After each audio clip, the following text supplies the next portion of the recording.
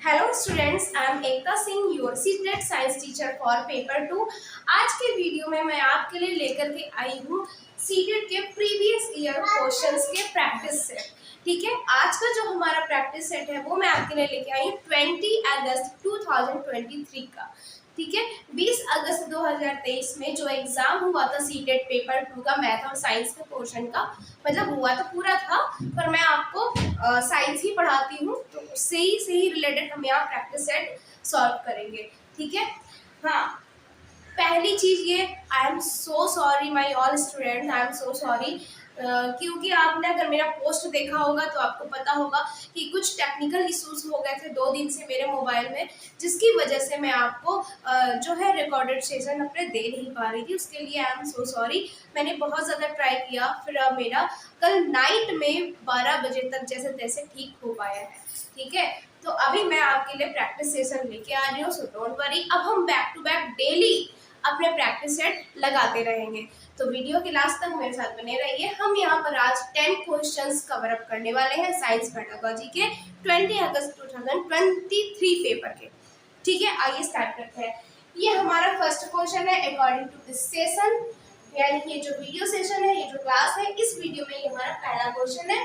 लेकिन 20 अगस्त 2023 के पेपर का ये हमारा 61 नंबर क्वेश्चन है। ठीक है, प्रश्न ये कह रहा है निम्नलिखित में से किसे टीम या दल, टीम कहे, दल कहे या ग्रुप भी कह सकते हैं, ठीक है, शिक्षण के लिए सबसे उपयुक्त यानी कि सबसे ज्यादा यूजफुल, सबसे अच्छा, ठीक है, तर्काधार यानी रीजनेबल के रूप में शामिल किया जा सकता है।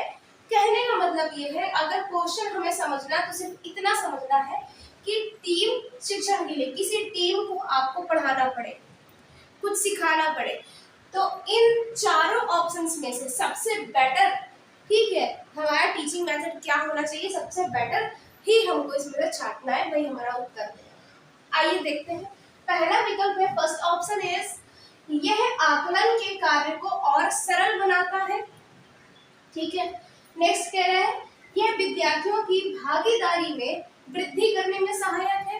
भागीदारी मीन्स की पार्टिसिपेशन, कुछ बच्चे पार्टिसिपेट नहीं करना चाहते हैं एक्टिविटीज में, ठीक है, तो उनको पार्टिसिपेट करें वो, तो इसलिए क्या हो सकता है, ठीक है, तो ये क्या वो उनके पार्टिसिपेशन को आगे बढ़ाता है। फिर दूसरी चीज है, यह विविध सुविज्ञता वाले विद्यार्थियों को लाभ पहुंचाती है। सुविज्ञता का मतलब है अच्छी नॉलेज वाला बच्चा जो है, या जो बच्चे हैं जिसको अच्छी नॉलेज है, अच्छे बच्चे हैं पढ़ने में, ठीक है, तो उनको ही प्रॉफिट सिर्फ देता है। अगले पॉइंट की बात करते हैं, यह बृहद आमाप वाली कक्षाओं के लिए एक प्रभावी रणनीति है।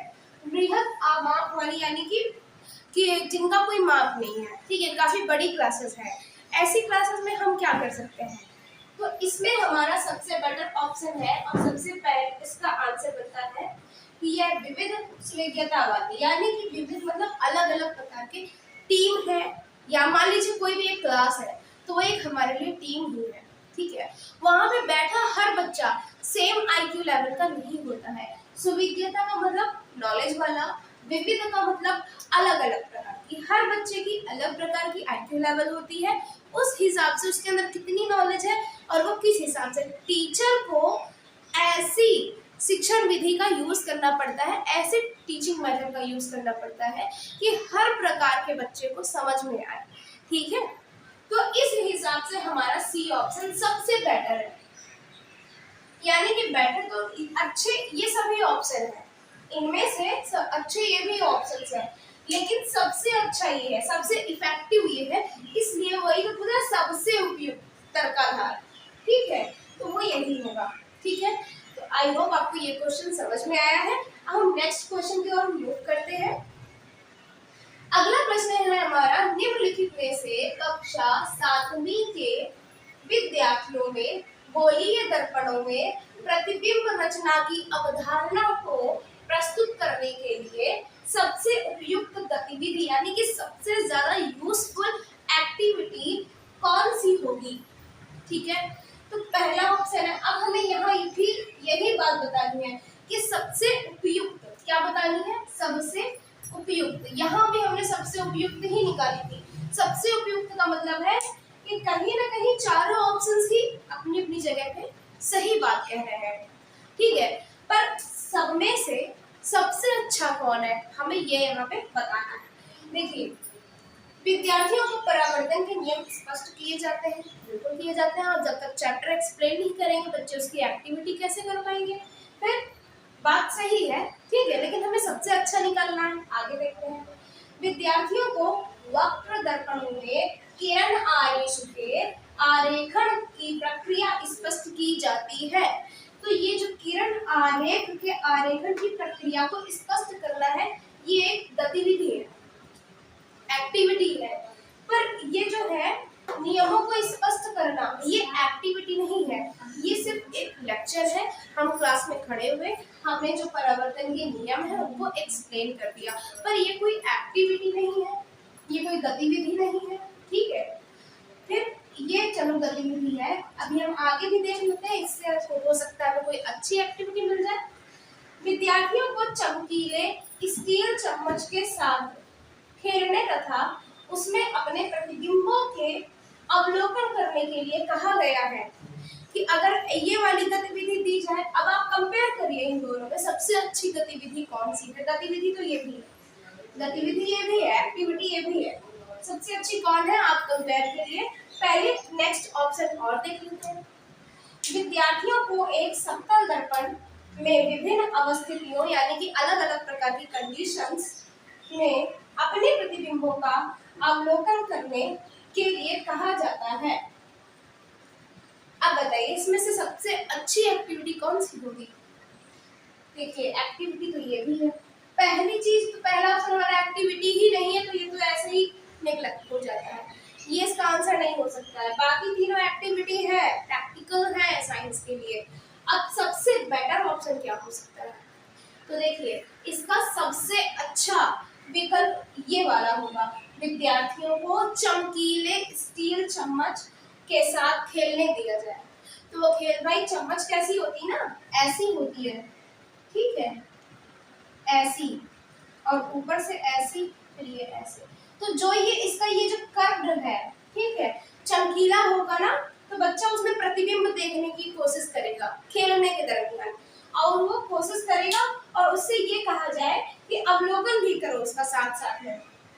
तो बच्चा अवलोकन करेगा तो उससे उसको इस एक्टिविटी से ये बात ज्यादा अच्छे से क्लियर होगी क्या कि गोलीय दर्पणों का प्रतिबिंब की रचना कैसे होती है, ठीक है। So C option is the correct answer of this question. इस प्रश्न का सही उत्तर है थर्ड ऑप्शन।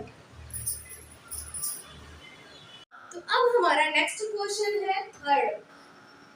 तीसरा प्रश्न क्या कहता है, निम्नलिखित में से कौन सा इस कथन से परिलक्षित नहीं होता। देखिए जहां पर आ जाए नहीं, तुरंत समझ जाइए हमें उत्तर निकालना है क्या, गलत। क्या निकालना है हमें, गलत, यानी कि हमें रॉन्ग आंसर छांटना है। कि कोई तीन ऑप्शन सही दिए होंगे और कोई एक उसमें गलत होगा, ठीक है। अब देखिए, अब कह रहा है इस कथन में, कौन सा कथन है जो इन्वर्टेड कॉमा में लिखा है, यहाँ से स्टार्ट है, ठीक है। आइए कथन पढ़ लेते हैं क्या है। कथन कह रहा है अच्छी विज्ञान शिक्षा बच्चे के अनुकूल, जीवन के अनुकूल और विद्या विशेष अनुशासन के अनुकूल है। ये कथन है, ठीक है, ये कथन है। इस कथन के अनुसार पूछा जा रहा है कि कौन सा इस कथन से परिलक्षित नहीं होता, कि इनमें से कौन सा ऑप्शन इस स्टेटमेंट से मैच नहीं कर रहा है या उसके लिए सही नहीं है। आइए रीड कर लेते हैं, समझ लेते हैं। विज्ञान शिक्षा को विद्यार्थियों को स्कूल में अनुशासित रहने के लिए प्रशिक्षित करना चाहिए। सही बात है, ठीक है। आगे का देखते हैं। विज्ञान कक्षा कार्य विकासात्मक रूप से उपयुक्त होने चाहिए। बिल्कुल भाई सही बात है। विज्ञान शिक्षा को बच्चे और उसके आसपास के वातावरण के बीच एक कड़ी बनानी चाहिए। ये भी बात सही है। विज्ञान शिक्षा को विज्ञान संबंधी प्रक्रियाओं को अर्जित करने में विद्यार्थियों की सहायता करनी चाहिए। अब बताइए इसमें से गलत क्या है, इसके अनुसार क्या कह रहा है, अच्छी विज्ञान शिक्षा बच्चे के लिए क्या करती है, अनुकूलन उसको सिखाती है, ठीक है, और जीवन के अनुकूल होती है, ठीक। तो हमें जहां तक देखिए अनुशासन की बात आ रही है, तो यहाँ अनुशासन की बात आ रही है, मतलब ये ऑप्शन सही है हमारा, ठीक है। उसके बाद फिर क्या है, जीवन के अनुकूल होना चाहिए, तो जीवन के अनुकूल के लिए विज्ञान जब विकासात्मक रूप से उपयुक्त होगी तो बच्चे का जीवन भी अनुकूल होगा। अब कह रहा है बच्चे के अनुकूल, बच्चे के भी अनुकूल होना चाहिए, तो बच्चे के अनुकूल तभी होगा जब बच्चा अपने आसपास के वातावरण से और खुद से एक कड़ी बना पाएगा, ठीक है। तो ये भी बात हमारी सही है विज्ञान के लिए। अब नेक्स्ट ऑप्शन क्या कह रहा है कि विज्ञान शिक्षा को विज्ञान संबंधी प्रक्रियाओं जो प्रोसेस होती है उनको अर्जित करने में विद्यार्थी की सहायता करनी चाहिए। इसमें टीचर क्या हेल्प कर सकता है, भाई अगर बच्चा कोई एक्टिविटी कर रहा है तो उसे करने देना चाहिए, ना कि अपना ज्ञान जाकर के देने चाहिए, बेटा ऐसे नहीं ऐसे, बेटा वैसे नहीं वैसे। उससे क्या होगा, बच्चा है वो कंफ्यूज होने लगता है। बच्चे को अगर क्रिएटिव बनाना है तो बच्चे को अपने आप से करने देना चाहिए, वो सही करे गलत करे कुछ भी करेगा बच्चा तो अपने आप से सीखेगा, अपने अनुभव से सीखेगा, ठीक है। तो इसलिए ये बात विज्ञान के लिए गलत साबित होती है, हमें सहायता नहीं करनी है, ठीक है। बच्चे को अपने आप अपने अनुभव से सीखने देना है, तो इसलिए ये ऑप्शन जो गलत है वही हमारा इस प्रश्न का सही उत्तर होगा। तो इसका सही आंसर क्या है, डी ऑप्शन सही है, ठीक है। नेक्स्ट क्वेश्चन की बात करते हैं, निम्नलिखित में से कौन सा या से स्कूलों में वर्तमान में पालन होने वाली पाठ्यचर्या यानी क्यूरिकुलम संबंधी गतिविधियों, क्यूरिकुलम से रिलेटेड एक्टिविटीज के संबंध में सही है। इसमें हमें क्या बताना है, सही, मतलब कि इसमें हमको राइट आंसर छांट के देना है, कोई 3 ऑप्शन गलत होंगे और कोई एक सही होगा। अब लेकिन ये इसके जैसा नहीं है, इस प्रश्न में क्या है कि 3 स्टेटमेंट दिए हैं, इन तीनों में से पाठ्यचर्या संबंधी गतिविधियों में कौन सी गतिविधियां सही हैं ये हमें बताना है नीचे दिए गए ऑप्शंस में, ठीक है। आइए पहला पढ़ते हैं, प्रारंभिक कक्षाओं में विज्ञान और गणित को एकीकृत रूप में, एकीकृत रूप का मतलब है कि एक ही बुक में, एक ही पुस्तक में, ठीक है, एकीकृत रूप से विज्ञान एवं प्रौद्योगिकी की तरह पढ़ाया जाता है। सोचिएगा, तब तक मैं आगे नेक्स्ट ऑप्शन को रीड करती हूँ आपके लिए। माध्यमिक कक्षाओं में भौतिकी, रसायन विज्ञान एवं जीव विज्ञान को एकीकृत रूप से विज्ञान की तरह पढ़ाया जाता है, बिल्कुल सही बात है। माध्यमिक कक्षा यानी सेकेंडरी क्लासेस जो कि 9 to 12 है, 12th नहीं सॉरी 9, 10 और वो क्या बोलते हैं 6, 7, 8। तो आपने नोटिस किया होगा आईसीएसई बोर्ड को छोड़ करके 6th से लेकर के 10th तक बच्चा सिर्फ साइंस की बुक पढ़ता है, ठीक है, और उस साइंस की बुक में उसे फिजिक्स भी मिलता है, केमिस्ट्री भी मिलता है और बायोलॉजी भी मिलता है। तो ये एक्टिविटी तो बिल्कुल सही है आज के प्रेजेंट टाइम के क्यूरिकुलम एक्टिविटीज के हिसाब से, ठीक है। सी ऑप्शन कह रहा है प्राथमिक कक्षाओं में विज्ञान और सामाजिक विज्ञान को एकीकृत रूप से ईवीएस की तरह पढ़ाया जाता है। गौर करिएगा, प्राथमिक कक्षाओं यानी प्राइमरी पे, ठीक है, विज्ञान और सामाजिक विज्ञान को एकीकृत रूप से पढ़ाया जाता है, तो जी हाँ पढ़ाया जाता है, ठीक है। आप क्लास 1 के स्टूडेंट की बुक्स देखिएगा, सेपरेट साइंस या एसएसटी की बुक नहीं होगी, उनके पास ईवीएस की बुक होती है। उस ईवीएस में क्या होता है कि दोनों ही होते हैं, विज्ञान और सामाजिक विज्ञान, तो ये भी एक्टिविटी क्या है, सही है। अब फर्स्ट वाले पे चलते हैं, जो मैंने बोला था इसको सोचिएगा। अब यहाँ पे नोटिस करने वाली बात है कि प्रारंभिक कक्षाएं यानी प्री प्राइमरी, प्री प्राइमरी में विज्ञान और गणित की क्या, विज्ञान और प्रौद्योगिकी के नाम से कोई बुक होती है, बिल्कुल नहीं होती है, ठीक है। उसमें क्या है, विज्ञान वहां पर पढ़ाई ही नहीं जाती है। वो तो भाई जब क्लास 1 का प्राथमिक कक्षा का बच्चा ईवीएस पढ़ रहा है तो उससे पहले का शुरुआत का प्रारंभिक कक्षा का बच्चा विज्ञान कैसे पढ़ेगा भाई। मैथ्स का बेस बनाया जाता है बच्चों को, 1 2 3 4 काउंटिंग्स वगैरह, सीक्वेंस काउंटिंग्स सिखाई जाती है बच्चों को, ठीक है। तो वो मैथ का सब्जेक्ट होता है, लेकिन वो सिर्फ मैथ होता है, ठीक है। गणित गणित है, मैथमेटिक्स है, लेकिन कोई विज्ञान एवं प्रौद्योगिकी के नाम से बुक नहीं चलती है। तो ये ऑप्शन रॉन्ग हो जाता है, ठीक है। और उसने क्या पूछा था कि संबंध में सही है या तो सही है, या तो कोई एक सही है या तो एक से ज्यादा भी सही हो सकते हैं। तो यहाँ पे दो ऑप्शंस हमारे सही हो रहे हैं, बी और सी। अब देख लीजिए बी और सी किसमें है। फोर्थ ऑप्शन में है दोनों, बी और सी। तो फोर्थ आंसर क्या हो जाएगा, सही हो जाएगा, ठीक है। तो यहाँ से आपको दोनों ही प्रश्नों के उत्तर समझ में आ गए होंगे। अब हम नेक्स्ट क्वेश्चन की तरफ मूव करते हैं, ठीक है। हाँ, तो अभी हमारा नेक्स्ट क्वेश्चन है 5th नंबर। विद्यार्थियों के एक समूह को एक ऐसी गतिविधि में संलग्न किया गया, यानी कि बच्चों के ग्रुप को एक ऐसी एक्टिविटी में जोड़ा गया है कि जिसमें वे बीकर में सामान्य नल के पानी का क्वथन तापमान यानी कि क्वथनांक, ठीक है, माप रहे हैं। सॉरी, निम्नलिखित में से कौन सा इस कार्य पर उन्हें आंकने पर उपयुक्त संकेतक नहीं है। इस कार्य में मापने के लिए, यानी कि इस पूरी एक्टिविटी में क्या कह रहा है, उन्हें आंकने पर, कि आंकना मतलब कि एनालिसिस किया, तो इनमें से सबसे उपयुक्त संकेतक नहीं है, यानी कि हमें क्या निकालना है, गलत उत्तर निकालना है, ठीक है। आइए बात करते हैं। क्वथनांक को 100 डिग्री सेल्सियस मापना जरूरी है। चलिए आगे बढ़ते हैं, अभी के लिए इसको हम स्किप करते हैं। थर्मामीटर को लटकाने के लिए स्टैंड का प्रयोग। तो हाँ भाई, एक्टिविटी हम ये जो कर रहे हैं, ये जो गतिविधि प्रयोग कर रहे हैं, इसमें क्या करना पड़ेगा, थर्मामीटर को लटकाने के लिए, भाई हवा में तो वो लटकेगा नहीं, स्टैंड की जरूरत हमें पड़ेगी, तो ये सही है। फिर सी ऑप्शन कह रहे हैं यह सुनिश्चित करना कि थर्मामीटर बीकर की दीवारों को छुए नहीं।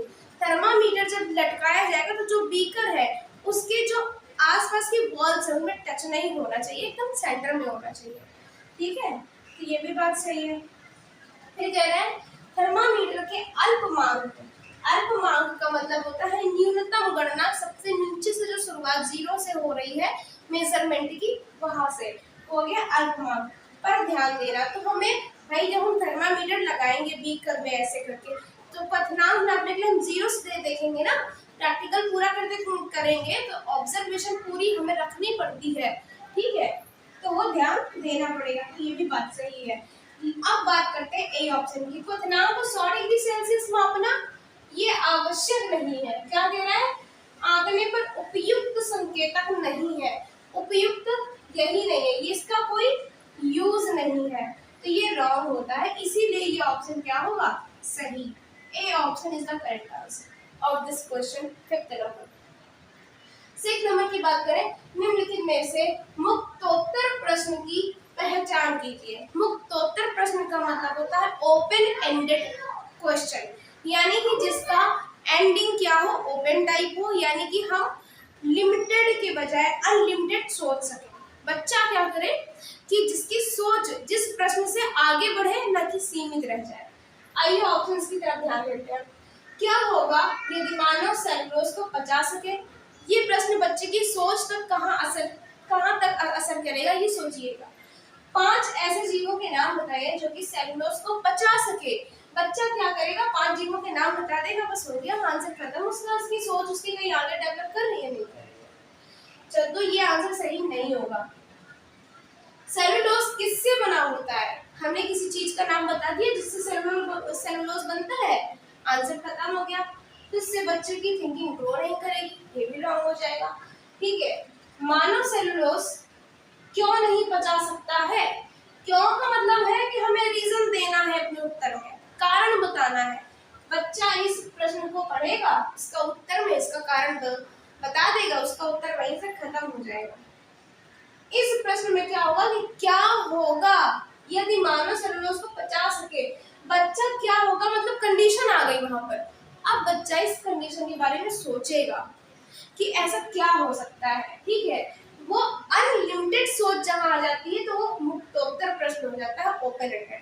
तो यही विकल्प हमारा सही होगा। ठीक है, आइए नेक्स्ट क्वेश्चन की बात करते हैं। 7वां प्रश्न है हमारे सामने साइंस पेडागोजी से, निम्नलिखित में से किसको स्कूली विज्ञान पाठ्यचर्या में सामाजिक वैज्ञानिक मामलों जैसे जीएम भोजन का एक रीजन है, साइंटिफिक भी और सोसाइटी की बेस पे भी, ठीक है, को सम्मिलित करने के लिए एक मान्य मतलब वैध यानी कि लीगल कारण के रूप में शामिल नहीं किया जा सकता।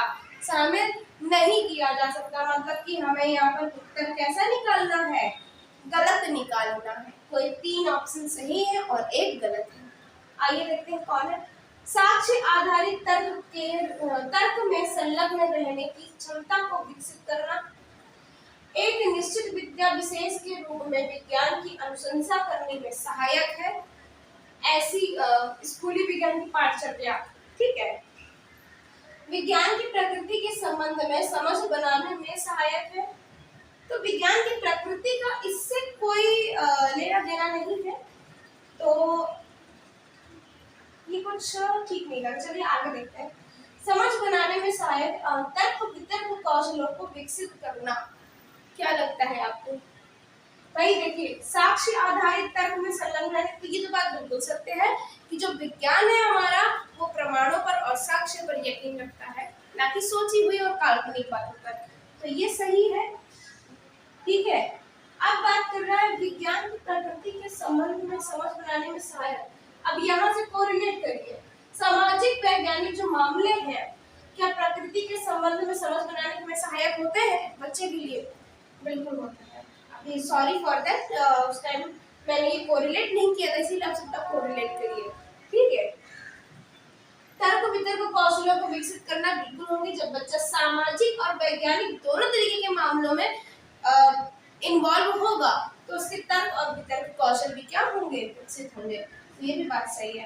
अब बात आती है बी ऑप्शन की, निश्चित विद्या विशेष के रूप में विज्ञान की अनुशंसा करने में सहायक है, यही नहीं है, ठीक है, क्योंकि इसमें सिर्फ विद्या विशेष की बात नहीं आ गई ना, यहाँ 2 तरीके की चीजें मामले बच्चा देखेगा, सिर्फ किसी एक स्पेशल चीज पे बच्चा डिपेंड नहीं है। तो इस वजह से ये रॉन्ग है और ये गलत है, नहीं किया जा सकता, कह रहे ना, ये गलत है, इसीलिए इस प्रश्न का ये सही उत्तर है, ठीक है।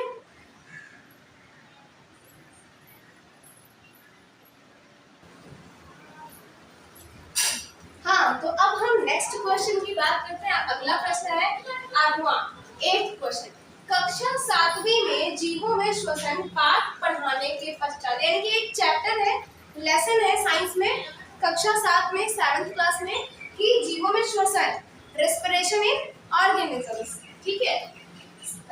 तो ये चैप्टर पढ़ाने के बाद की बात है। पढ़ाने के बाद शिक्षिका अपने विद्यार्थियों के साथ निम्नलिखित गतिविधि करती, चैप्टर पूरा पढ़ा दिया, टीचर ने एक्सप्लेन कर दिया, अब वो बच्चों के साथ क्या कर रही है, एक एक्टिविटी कर रही है, उसी चैप्टर से रिलेटेड एक प्रैक्टिकल करवाती है। क्या है वो प्रैक्टिकल? वे 3 परख नलियां लेते हैं, 3 टेस्ट ट्यूब्स को लेते हैं तथा प्रत्येक के 3/4 यानी कि प्रत्येक का 3/4 भाग को जल से भर देते हैं। परख नलियों को ए, बी एवं सी के रूप में अंकित करते हैं, यानी कि 3 परख नली है तो पहली को ए, दूसरी को बी, तीसरी को सी, ऐसे माना। फिर वे परख नली ए में घोंघा डाल देते हैं, परख नली बी में जलपादप और सी में घोंघा, और सी में घोंघा और पादप दोनों रख देते हैं, ठीक है।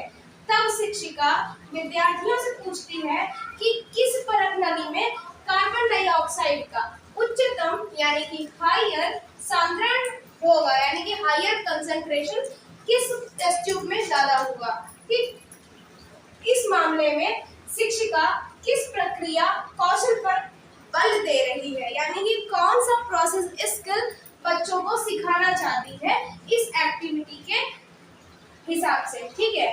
तो आइए ऑप्शन देखते हैं। मापन, बच्चों को मेजरमेंट सिखा रही है, पूरी एक्टिविटी में मेजरमेंट तो है ही नहीं, तो ये ऑप्शन हमारा रॉन्ग हो जाता है।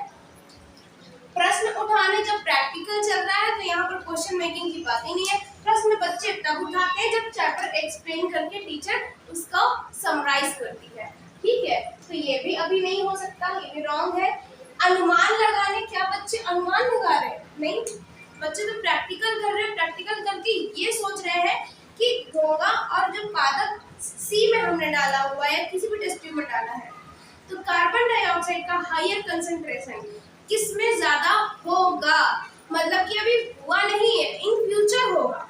फ्यूचर मींस कि विद इन सम सेकंड्स आगे और पीछे। ठीक है, तो ये जो बात है ना, इसको आगे के लिए सोच रहा है, मतलब पहले सोच रहा है, तो क्या होगा? पूर्वानुमान होगा, कि पहले सोचना, अनुमान लगाना नहीं होगा। अनुमान लगाना नहीं, आइडिया कुछ भी। ठीक है, पूर्वानुमान की पहले से बच्चे सोच रहे हैं, तो ये इसका फोर्थ डी ऑप्शन करेक्ट होगा। नेक्स्ट क्वेश्चन की बात करें 9, विज्ञान पाठ्यचर्या यानी कि साइंस के क्यूरिकुलम की बात करें तो विषय वस्तु वैधता यानी कि उसके जो सिलेबस की वैधता है, वैलिडिटी है, के संदर्भ में कौन सा या श्रेय सामान्यतः परिलक्षित नहीं होता या होते हैं या है। ठीक है, नहीं मतलब कि निगेटिव आंसर पूछना चाहता है ये प्रश्न। आइए देख लेते हैं। सामग्री अद्यतन है क्या, ये देखना चाहता है? ऐसा नहीं है, तो ये रॉन्ग हो जाएगा ऑप्शन। अवधारणाएं यथार्थता निरूपित होती है, बिल्कुल नहीं होती है, ये भी क्वेश्चन रॉन्ग, ये भी ऑप्शन रॉन्ग हो जाएगा। कुछ शिक्षार्थियों के लिए अवधारणाओं को तुच्छ बनाया गया है, क्या ऐसा है कि बच्चों की क्वालिटी देख करके उसमें सिलेबस बनाया गया है? बिल्कुल नहीं, ऐसा भी नहीं है। ठीक है, तो ये भी ऑप्शन रॉन्ग है। यानी कि तीनों स्टेटमेंट अगर निगेटिव है, मतलब कि हमें निगेटिव निकालना था, हमारे ए और बी सी तीनों ही सही उत्तर होंगे। तो आइए देखते हैं कौन से ऑप्शन में तीनों है। यहाँ फर्स्ट ऑप्शन में तीनों है, ए बी और C. So first option is the correct answer of this question. इस प्रश्न का जो पहला विकल्प है वही सही उत्तर होगा। 10th और आज के सेशन के लास्ट क्वेश्चन की बात करें तो ये क्वेश्चन है पाठ्य पुस्तकों यानी कि जो बुक्स है हमारी पढ़ने वाली उनमें विस्तारित अधिगम, जो एक्सप्लेन करने वाला अधिगम है, के भाग के रूप में प्रस्तावित गतिविधियों यानी कि जो वहां पर एक्टिविटीज प्रस्तावित की जाती है के संबंध में निम्नलिखित में से कौन सा सही नहीं है। फिर क्या पूछा, कौन सा सही नहीं है? हमें सही नहीं बताना है, हमें जो गलत है वो बताना है। नहीं का मतलब हमें गलत बताना है, रॉन्ग को ढूंढ के बताना है। कोई तीन विकल्प सही है, कोई एक गलत है। आइए देखते हैं। इनमें से कुछ में विद्यार्थियों द्वारा विभिन्न प्रकार की सूचना एकत्र करने की, एकत्र मतलब सूचना को इकट्ठा करना, कलेक्ट करना, ठीक है, एवं स्वयं निष्कर्ष निकालने की आवश्यकता होती है। तो ये तो बात सही है। ठीक है, ये तो बात सही है। हमें निकालना क्या है, रॉन्ग ऑप्शन हमें निकालना है। ठीक है,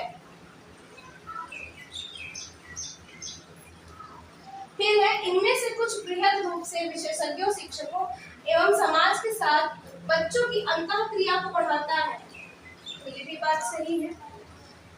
ये विद्यार्थियों के मूल्यांकन का महत्वपूर्ण आधार बनती है। तो ये अच्छा, इसको स्किप करके आगे चलते हैं। ये बच्चों के ज्ञान एवं कौशल के रंग कटन के लिए महत्वपूर्ण मूल्य संवर्धन है। तो ये भी बात तो सही है भाई, महत्वपूर्ण तो है ही।